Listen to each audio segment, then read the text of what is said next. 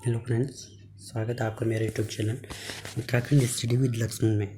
दोस्तों, आज का जो टॉपिक है वो है हमारा G7। ठीक है, तो G7 के बारे में पढ़ेंगे। क्या है G7 देखते हैं। ठीक है, तो सबसे पहले G7 जो है, इसमें जो विश्व की समकालीन राजनीतिक समस्याएं, परिस्थितियां और आर्थिक मुद्दों पर इस संगठन में वार्ता की जाती है। ठीक है, जैसे आप सभी को पता है कि G7 इसका नाम क्यों है, क्योंकि इसमें 7 कंट्री है। ठीक है, दूसरी चीज़, G7 का न तो कोई मुख्यालय है।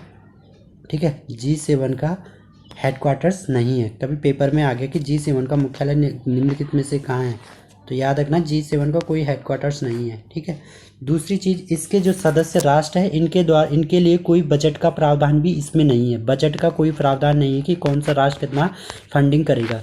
तीसरी चीज़, G7 का जो भी खर्चा होता है वही देश उठाता है जहां इसका आयोजन होता है। जितना भी खर्चा आता है, जिस देश में इसका आयोजन होता है वही इसका क्या है, खर्चा उठाता है। दूसरी चीज़, इसकी अध्यक्षता भी वही राष्ट्र करता है, यानी कि वही देश करता है जहाँ पर इसका आयोजन होता है। यानी कि ये अमेरिका में होगा तो अमेरिका ही इसकी अध्यक्षता करेगा, न कि और कोई कंट्री इसकी अध्यक्षता करेगा। ठीक है, दूसरी चीज़, G7 अभी हाईलाइट में क्यों है? G7 हाईलाइट में इसलिए है क्योंकि अभी जून में G7 का समिट था अमेरिका में, लेकिन अमेरिका ने इसे क्या है सितंबर में कर दिया है। 2020 में होगा USA में।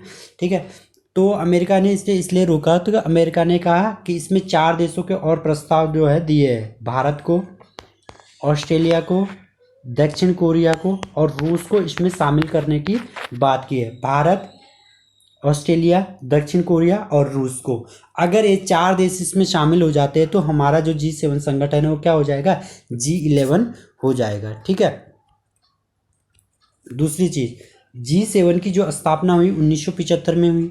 ठीक है, सबसे पहले।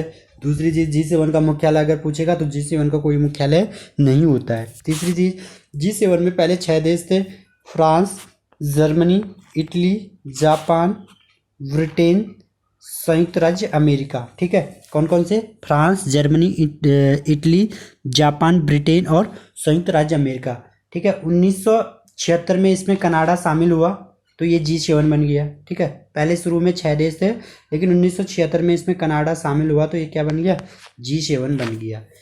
ठीक है, उसके बाद क्या होता है कि 1997-98 के आसपास, 1997 में जो है रूस भी इसमें भागीदारी लेता है और 1998 में इसका क्या है, सदस्य बन जाता है रूस। लेकिन होता क्या है, 2014 में रूस जो है यूक्रेन का एक प्रायद्वीप है क्रीमिया, यहाँ पर अधिकार कर लेता है रूस। और इसके बाद जो G7 जो यूरोपीय जो देश है, यूरोपीय जो संगठन है, G7 का जो संगठन है वो इसका क्या है, रूस का विरोध करता है कि रूस को इस संगठन से बाहर कर देते हैं। ठीक है, तो 2014 के बाद ये फिर क्या बन गया, G7 बन गया, क्योंकि 1998 में रूस इसमें शामिल हुआ तो G8 हो गया था और ये फिर से G7 बन गया था। तो अगर ये 4 कंट्री और इसमें आते हैं, भारत, रूस, ऑस्ट्रेलिया और दक्षिण कोरिया, तो ये G11 बन जाएगा। ठीक है दोस्तों, G7 का जो 45वां समिट हुआ था वो हुआ था 2019 में फ्रांस में हुआ था। कहाँ पे हुआ था? फ्रांस में हुआ था। और जो 2046वां समिट होगा 2020 में, ये USA में होगा। और जो 47वां सम्मेलन 2021 होगा वो UK में होगा। ठीक है, तो यही इसमें इम्पोर्टेंट पॉइंट है, कौन कौन से देश इसमें शामिल किए जाएंगे, कितने इसमें देश है, इसका मुख्यालय कहाँ है।